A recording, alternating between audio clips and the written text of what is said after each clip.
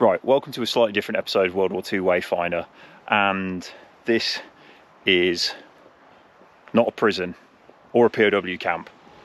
This is the Bois Jacques here in Belgium. You may have heard of the Bois Jacques from HBO's miniseries Band of Brothers or Stephen Ambrose's book, or if you Google anything to do with Easy Company here in the Ardennes. I first visited here back in 2006 and it was a great place to come. It was really good. You could get into the foxholes. There was no problems. I last visited here before today in August 2020, and again you could just pull up on the side of the road anywhere you liked and get into the foxholes that Easy Company, as well as other companies in the 101st, occupied. Yeah, heaven forbid, actually other regiments of the 101st did exist, as well as other companies, and you could just go in them and have a look. Then I heard rumours that they were going to fence off this area and charge admission for it, and I thought, how can they do that? It's a wood, for crying out loud. You can put a fence around all of it, really? I mean, the Bois Jacques is massive. No way that's going to happen. Well then, obviously during sort of COVID and stuff, saw more stuff online about it, and that it was happening. And then today is the first time I've visited since then, and as you can see behind me, there's what, an 8-foot high security fence. Just here we've got a massive electronic gate system, the sort of gate system that you'd expect to see maybe at an airport or a football match. And this is all as a result of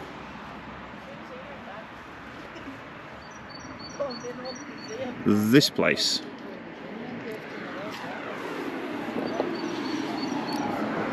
So, as part of the Bastogne War Museum, which used to be, back in 2008 when I first visited it, a really, really good museum with proper exhibits, it's since then gone to crap, if you ask me.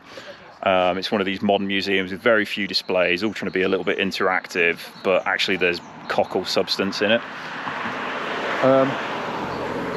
And now, when you buy your entrance ticket for the museum back in Bastogne, it also grants you access to come here. And I cannot believe I'm saying that it grants you access.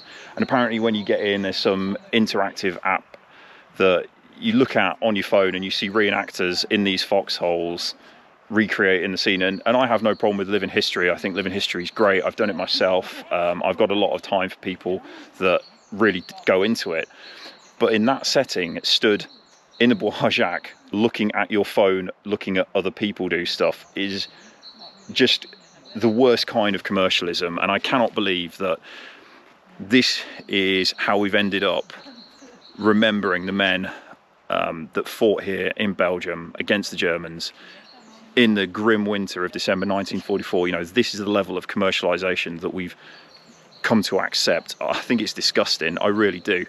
The family behind me, I wasn't going to put them in the film because it's, you know, just out of a bit of respect, but they've been here now for about 10-15 minutes waiting to get in. Their passes that they've got from the museum don't work, and I think one of them's actually had to go back to the museum to try and get it sorted. It's late on in the day here. You know, it's a patch of wood, for Christ's sake. That's all it is. The foxholes in there, when I first visited the Bois Jacques in 2006, were as fresh then as they were now.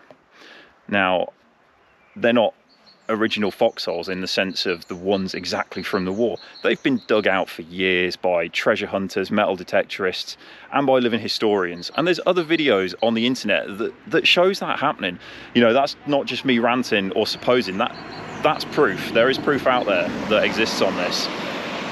And so I think to commercialise these foxholes, this one small patch of woods, which, dare I say it, in the grand scheme of everything that happened here in the Ardennes, is relatively insignificant. There wasn't any real fighting that took place here. The men just had to gut it out against the artillery and against Mother Nature. And that's not me taking anything away from them, far from it.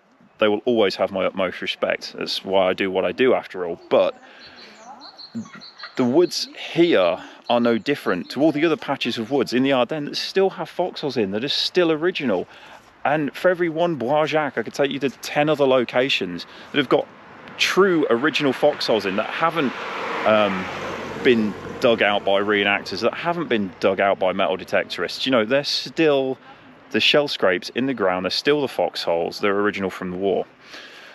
And I just think this is disgusting. You know, the veterans didn't fight and die for this here. They didn't bleed out in the soil of the Ardennes just so that somebody could make a quick buck out of it. This is really disgusting behaviour. You know, this isn't how we should be remembering our veterans. This shitty commercialisation of, you know, some holes in the ground, which is, let's face it, that's all they are. They are holes in the ground.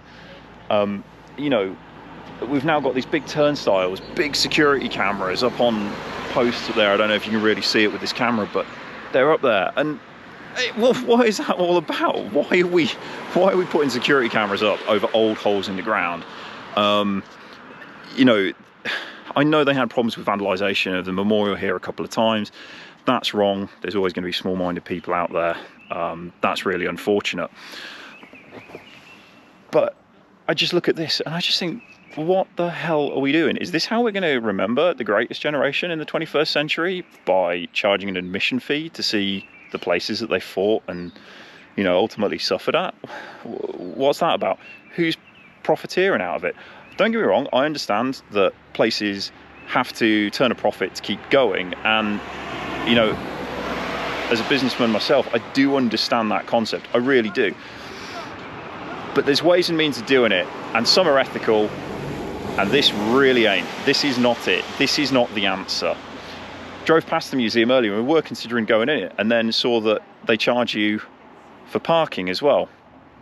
I don't understand that. Why is the Bastogne War Museum charging people to park, to go to the museum and visit the very impressive Bastogne Memorial? That makes no sense. You know, you've already paid your admission ticket, so why are you paying for parking as well? It's not as if it's near the shops and people want to go and access the shops and not really pay for parking, so they think, oh, I'll park at the museum because no one's going to say anything there, they'll just think I'm a museum visitor. That's not the case. You know, it's in the middle of nowhere, it's in the middle of the fields on the very outskirts of the town. So to charge people there is ridiculous.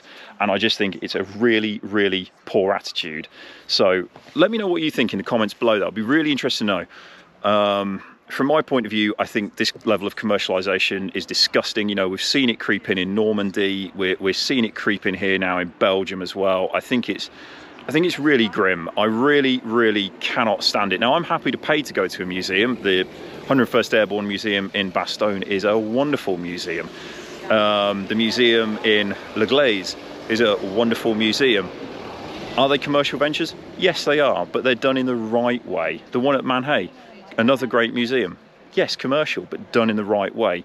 The Bastogne War Museum, I just think, is commercialisation at its absolute worst. It's like they've turned it into a big theme park, and I just think it's disgusting. I don't think it's how we should be doing remembrance, especially not in the 21st century. We should be at a point now where we can find better ways to do it. That's my rant over. I had to get it off my chest because it's really been bugging me. But let me know what you think in the comments below. I would love to hear if you agree, or conversely, if you disagree. Try and keep it civil, but let me know. I'd be really interested, because I think this is something worth talking about, and I really do wish that the Bastogne War Museum would do it better. Anyway, I'm going to sign off there. I've said what I needed to say. Thanks for watching, thanks for listening to my rant, and I will see you all on a more World War II focused video in the next one.